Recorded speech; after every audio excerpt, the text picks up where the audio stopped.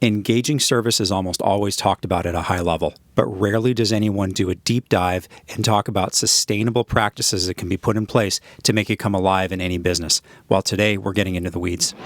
Welcome to the Proven Principles podcast by Knowing Hospitality, the show that deconstructs and demystifies the inner workings of the hotel industry. Here's your host, Adam Knight. Hey everyone, thanks for listening to the show today. My name is Adam Knight. I am a 20-plus year veteran of luxury hotel operations and owner of Proven Principles, a hospitality operations consulting firm that aims to deconstruct and demystify the best practices of hospitality and make them available to you and your business. Now, on this show, I want to talk about something I've been obsessing over lately, and that's how to effectively communicate and train the execution of emotionally engaging service. This is a big topic, and the more you dig into it, the deeper down the rabbit hole you find yourself. Now, whether it's to drive customer loyalty, increase sales, or improve your online reviews, connecting with customers on a more personal level is something that most businesses strive for. It's a subject that's talked about at a conceptual level, but it's exceedingly difficult for managers to turn the concept into a practical training program. Simply finding the right words to explain the practice in an actionable way is really elusive.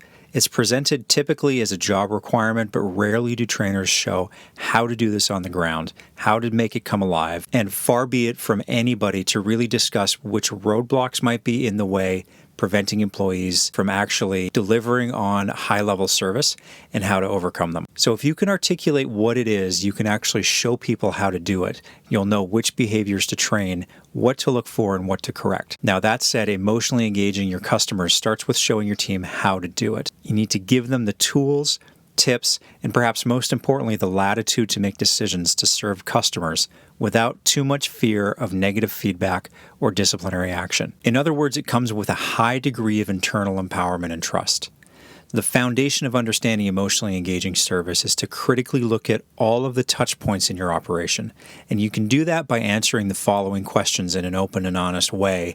And it'll help you shed some light on where you should focus your efforts. You want to be thinking about where the choke points are in your customer's journey. Where do things typically either fall down or not go as well as you'd like them to? Another area you should look at is what are the emotional triggers that currently exist in your customer experience? Now, those emotional triggers might be intended or unintended. Finally, you want to look at which feelings and emotions you want your ideal experience to evoke, because that'll give you your North Star, what you're working towards, and you can back into it. So looking at those three questions, you might be starting to think about all of the inputs along your customer's journey and all the points of potential failure in your operation. And this is really what I mean by going down the rabbit hole, because you can go deep and you can go off in a lot of different directions, but don't worry, we're going to get into some of the meat of this here as we move forward. So when we're talking about emotions, there's 6 primary emotions that we're really focusing on here, being surprise, joy, fear, sadness, anger, and disgust. And everything that you do in your business triggers one or more of these feelings to varying degrees in your customers. So when we're talking about emotionally engaging service, the goal is to minimize feelings of anger, fear, sadness, and disgust, so the negative emotions, and we want to amplify the good emotions or the positive emotions like surprise and joy. Now, it's important to keep in mind that anything unexpected along your customer's journey in your business carries with it the element of surprise. But surprise alone doesn't guarantee success. It needs to be combined with other positive emotions. At the end of the day, it's surprise and delight, not surprise and upset. So this requires that you craft experiences both tangible and intangible that drive positive emotional reactions.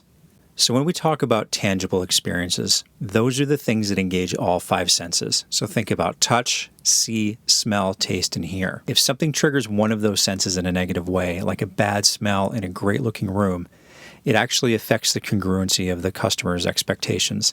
So suddenly what they were expecting is replaced with a negative emotion. They thought it was going to be one way. They had a vision in their mind of how it was going to be, but it turns out it was something else, and something else in a bad way. The other side of that coin are the intangible experiences. This is about how people feel. These are the things that you do that trigger emotions, not the things that people can tangibly look at or grab or experience. This is about how people feel. So think about how maybe a smile and a warm welcome from an employee can melt away the stress of a difficult day of travel when somebody's arriving at a hotel. Those are the intangible type of experiences. And from an operations perspective, you want to focus on attention to detail by building job duties and checklists around catching potential failures.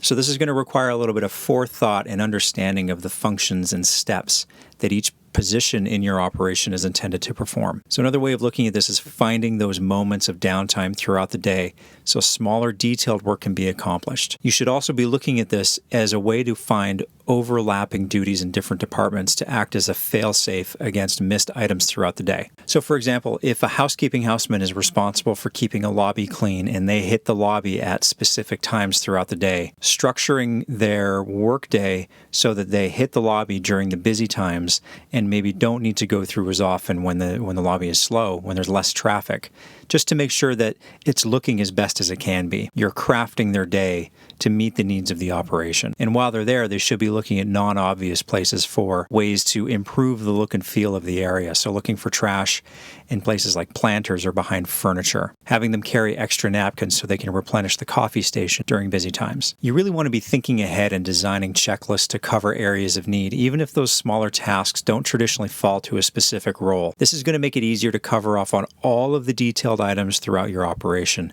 Those are the things that contribute to the overall customer experience. Having those fail-safes in checklists and duties throughout the operation is going to make it more likely that everything will get picked up throughout the day rather than having specific items fall to one person to look after. Now, from a staff training perspective, you want to focus your efforts on showing people how to respond to guest interactions. This is key here. The extra effort that you spend on staff interactions, attitudes, words, and body language are going to pay dividends for you. You want to show them how to get comfortable with the ebb and flow of a customer interaction, sometimes driving, maybe sometimes responding, and really providing the level of service that the customer wants to receive. This is how you create natural connections with your customers. Now, there's 6 skills that you can train and develop with your team that are going to increase their emotional engagement with your customers. And the first one is showing them that it's okay to be kind and optimistic in all customer interactions, whether it's a positive message being delivered or whether it's handling a difficult recovery situation. Showing them how to find the good out of all of these situations and present messages in a positive manner is going to go a long way. You want to show them how to be curious about your customers when the time is right. So asking probing questions about your customers' likes and interest and maybe their dislikes and offering suggestions based on the information that they learn. So again, you're seeing a theme here, tailoring information and delivery to the way that the customer wants to receive it. You want to talk about having a strong work ethic and the desire to perform every day. And part of having a strong work ethic when you're working in a hospitality setting or in any business is showing them how to look for problems, taking ownership of the problems that they find and communicating those up the chain to their manager so that everybody can work together on finding solutions. You're not just coming in and punching the clock on a day-to-day basis. You're actually coming in with the intention of trying to make things better. And the more barriers that you remove as a team, the stronger, the more cohesive the team is, and the better that is for your customer. You also want to talk to your staff about having empathy in difficult situations and really being solution-oriented when guiding interactions based on understanding where your customer is coming from. So this is crucial here. Really showing your team how to get into the customer's shoes. How would your employee, your team member feel if they were about to receive the message that they're going to deliver to their customer? If you help them get into that mindset, it just might change either how the message is delivered or the desire to find a solution to a problem. You want to show your team how to have a high level of self-awareness and knowing that body language, verbiage, and tone of voice play a huge part in communication. And finally, you want to talk to them about having integrity in the things that they do. They should do the things that need to get done, even when no one notices or there's no opportunity for praise. These could be the little things like picking up a piece of trash in a hallway when there's nobody around to see anybody do it, or calling housekeeping if there's a spill on a wall. These things need to get done, and they contribute to the overall look, feel, and general well-being of your operation. And you want to cultivate those good habits. So these are the tactics and the practices that you want to focus on with your team. You want to spend time asking a lot of questions of your frontline staff so you can better understand how they feel and so that you can assess their level of comfort. You should be role-playing this. You can gamify it, play it out, plan it out repeatedly until people can explain it and demonstrate it. It's going to be a slow process, but the more that you focus on this, the better the results are going to be going forward. Another reason to focus on asking a lot of questions to better understand where your team is coming from is that they may alert you to some internal roadblocks that make their job harder that you can assist in removing so that things can get better. And you may not know that they're there until the people that work on your team on the front line tell you about them. At the end of the day, when customers develop strong, deep feelings around an experience, they're more likely to create lasting connections with your business, and they're going to share their story with others. If you can design training and daily feedback sessions around the steps that we talked about today, it's undoubtedly going to drive repeat business. It's going to bring in new customers, and you're going to have better online reviews. It also has the added benefit of improving employee job satisfaction and might even reduce turnover, so you're going to win all around. So that's it for now on customer engagement. This is a huge topic, and we're definitely going to dive deeper in future shows. But for now, I'd love to hear what you think. This is a topic that many businesses struggle with, and so there's for sure questions out there or things maybe that we didn't cover that you want us to dive deeper on future shows. So you can find us on all the socials at The Proven Principles, or just drop us a line at theprovenprinciples.com. Let us know what you think. I'd love to hear your feedback. It just helps the shows get better and make sure that we are producing the content that you find valuable. So I really appreciate you taking the time to listen to the show today. I know you've got a lot of podcast options out there and a lot of demands on your time and only so many hours in the day. So thank you for taking a few minutes to listen to what it is that we have to say, and we'll catch up on another episode.